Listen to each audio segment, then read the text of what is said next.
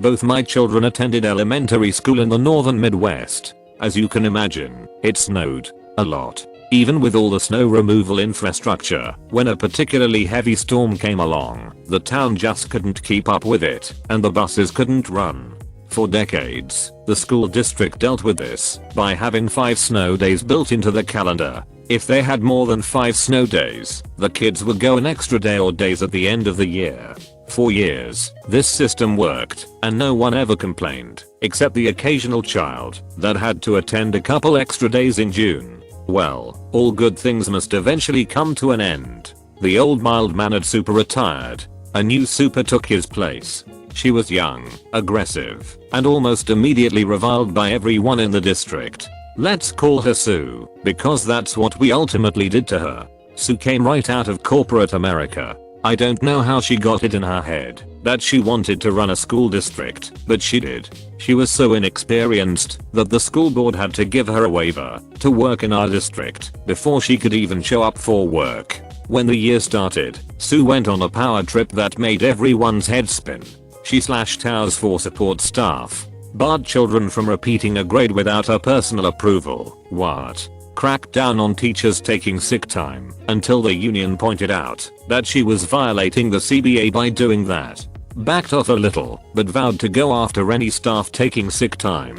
Stopped the weekly trip to the fitness center by the special needs class. She was like a cartoon villain. But what's important to this story, she ended the decades-old snow day system. Took the days right out of the calendar and said we wouldn't be needing them as she was cracking down on snow days. Here's how snow days work. The transportation department keeps an eye on the roads. If they are unsafe, or even if they are safe, but the forecast is looking crazy for later, they tell the super they can't safely run the buses. The super then cancels school. It's really supposed to be the transportation department's call. Well, Sue decided that she is the sole arbiter of deciding cancellations, so even if transportation says it's not safe to run the buses, she can say tough crap, which she did. Often. As you can imagine, this led to a lot of awkward and even dangerous situations. Buses not being able to access rural roads. Buses running an hour late. Buses running their entire route completely empty because no sane parent would send their kids to school in a whiteout blizzard. For 2 years we parents tolerated this dump-free, but needless to say, we were frustrated. We tried going through the proper channels, contacting the transportation department, writing to the school board. We even wrote a collective letter to Sue personally, who, if the rumor is true, spit on our letter and tossed it in the bin. Though we did get a nice message on the school department website about how they are always thinking about the safety of the students, so that's nice I guess. Things finally boiled over the winter of that second year. A bus went off the road. Though my kids were not on it, it shook me up. There were numerous complaints on the school's Facebook from scared and disgruntled parents. 2 years of being the only district open in the county during storms was getting on everyone's nerves. My sister-in-law is a criminal defense attorney. I'm a disability advocate with a state agency, so while I'm not an expert on the law like myself, I tend to know my way around. We met for dinner and decided that, if and when the inevitable tragedy happened, we would sue. We met a couple more times to work on our game plan. You can't sue a school district for making dumb snow day decisions, but if a kid gets hurt. The day finally came in the late autumn of the 3rd year of Sue. We had a big storm roll through in the early morning hours. Not cold enough to snow or freeze, thankfully, but extremely windy. Most of the county lost power, including the schools. Thousands of outages. Power lines down, trees down, roads closed. It was a mess. All the districts in the county closed. All of course, except ours. Sue was never one to turn down a chance at a power trip. She ordered the schools to stay open. It was a disaster. Buses couldn't access every road to pick up students. Buses were late. Individual schools were putting out bulletins that attendance was parents' choice. Students unable to make it to school would receive a principal's excused absence. Stay home if it's the safer choice. Bear in mind that all the schools were running on generators. So the high schoolers, who start an hour earlier, were sitting in the gymnasium bored. There was literally no point in having school this day. Then, the inevitable happened. A tree fell and hit a bus. and this time, my daughter was on it. Thankfully, the driver did a good job of evacuating the children and there were only minor injuries. But injuries nonetheless, all because of Sue's absurd no cancellation policy. Some ambulances showed up. 4 kids went to the hospital as a precaution. It made the news. It was time.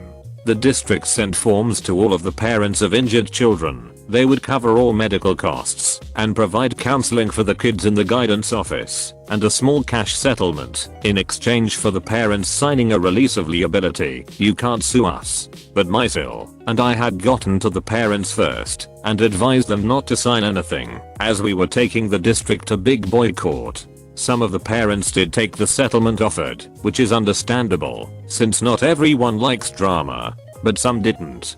Some told the district right where to shove that settlement. I was one of them. Sil and I got together with a couple of the injured parents that were sick of the district's nonsense. We got our paperwork in a row and filed a suit. We filed the suit so fast that our hands burst into flames. The essence of the suit was that the district had failed their duty of in loco parentis by making unsafe transportation decisions, directly causing the crash and injuries. Mysil also pulled some strings at the local newspaper and got our lawsuit a small spot on the front page.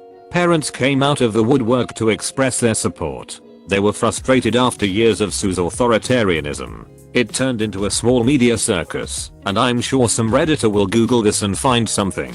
Well, the district's lawyers got to work and quickly realized that this was going to be a mess. A discovery process pulling up dirt, the parents of the injured children testifying, the general hatred of the district. Not to mention it appeared that they would, indeed, lose. They moved to quickly and quietly settle this case. They basically sat down with us and said name your price. And while I cannot discuss the details of the settlement, let's just say that all injured parties were made whole.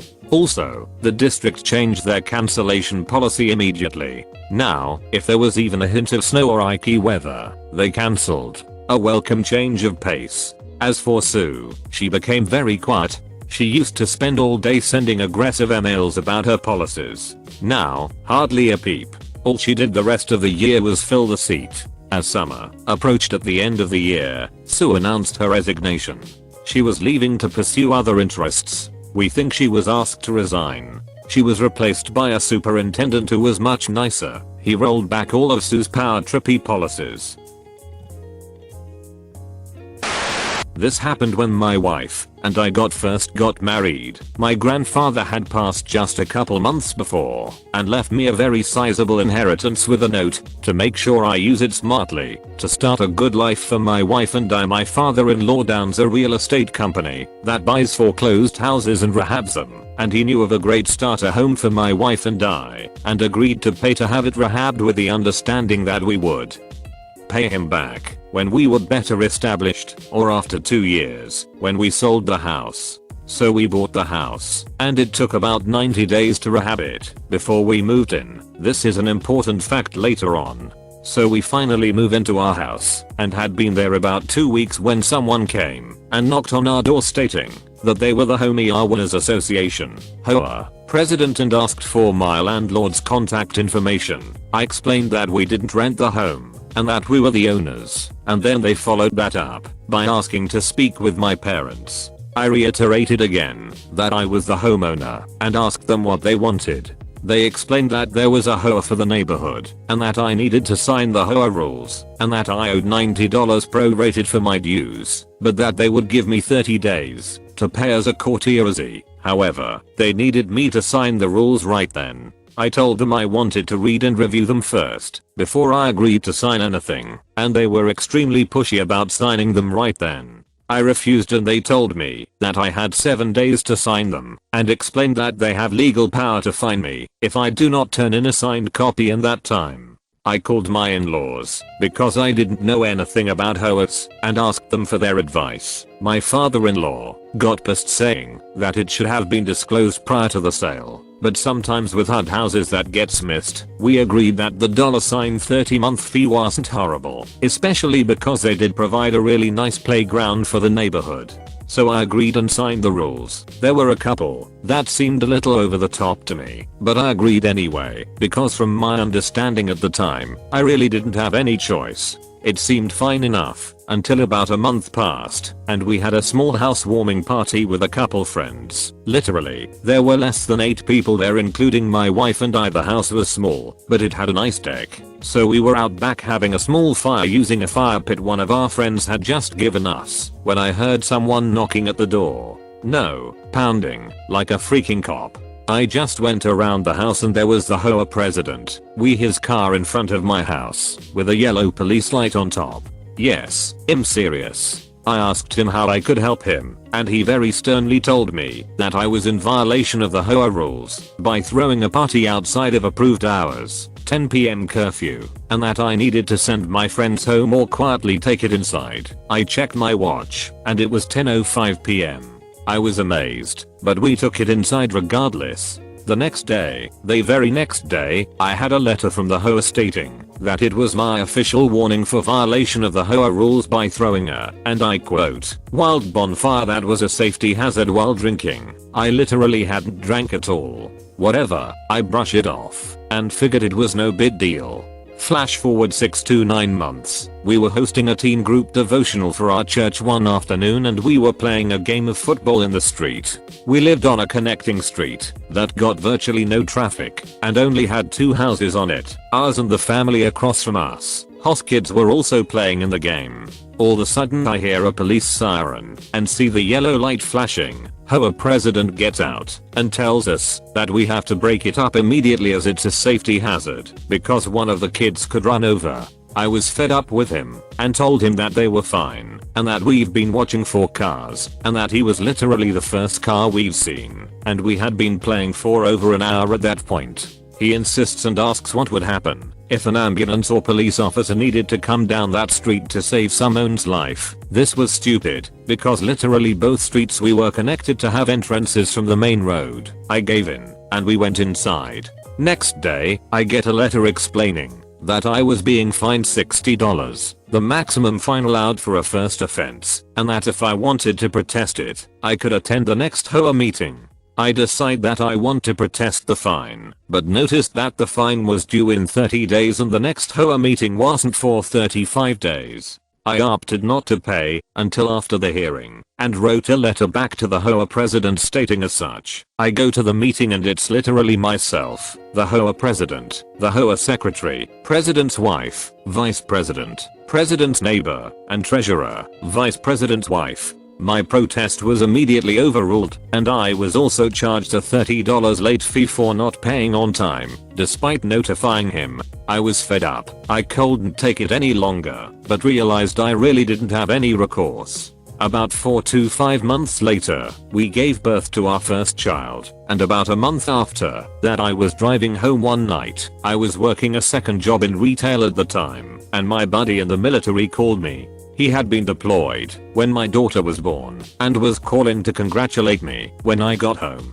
I didn't want to risk waking up my sleeping newborn daughter, so I just sat in my car with the engine running as it was a little chilly outside. I sat there for about half an hour when I heard the police siren and saw the yellow lights. Now keep in mind, police sirens aren't quiet and this was right in front of my house. His stupid yellow light was flashing everywhere including into my daughter's bedroom. I got out of the car and rather rudely told him to turn off the light as to not wake my daughter.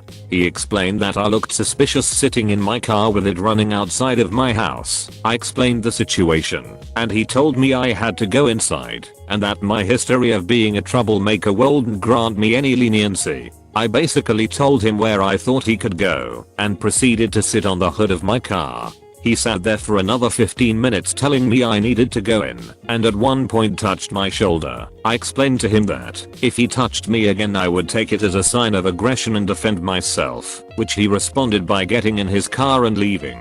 He circled the block about 4 times the next 30 minutes, which was when I got too cold to stay out and finally went inside.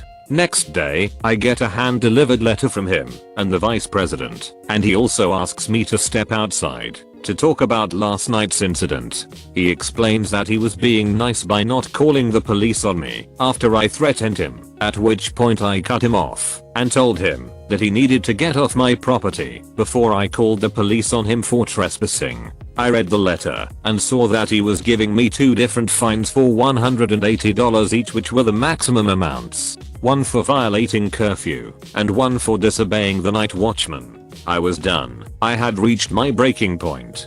This is where the revenge comes in. I start looking into HOA laws and regulations regarding fines and how to protest them, because I felt like this was clearly abuse. I find that the law states that you must be notified of an HOA 10 days prior to closing on a house and must be served with the HOA rules within 45 days of purchase, or you are not subject to being forced to participate in the HOA. I remember that we weren't served until after we moved in, which was close to 90 days after we closed. So I called my real estate agent, who is a very close family friend. My in-laws had bought literally thousands of houses from her over the past 35 years and asked if she had the paperwork still, and she said she can get me a copy. I looked and it was over 90 days after purchase that we were notified, and there was no disclosure statement at closing. Realtor says she must have misplaced it because it's required by law to be provided prior to the sale, and basically that she won't miss something like that because it comes to her when they do a title inspect on the house, whether or not there is a registered HOA. She does a little digging and calls me back 2 days later and says that my neighborhood doesn't have an HOA registered with the city or county, which is required. I end up calling the county office in charge of registering and give them the neighborhood name, and she says that our neighborhood is registered in the other city and not in our city, and that if we wanted to start an HOA we would have to follow these certain steps, and that without those, the HOA wouldn't be allowed to collect any money or have any authority. Apparently what had happened was our neighborhood was originally all in one city, but when the city lines changes the neighborhood was split in half. The other neighborhood kept the HOA that was registered, and our HOA president was supposed to register with the state, but didn't feel like jumping through all of the hoops that it required. I was ready to walk down to the president's house and rip into him, but decided to be smart for a minute. I talked to my neighbor across the street, who also hated the HOA, and told him what I found out. He was furious about it as well. We talked to a few more and get a group of about 10 of us together that agree we need to show up at the next HOA meeting. Word had apparently spread because there ended up being more people than the library meeting room could host.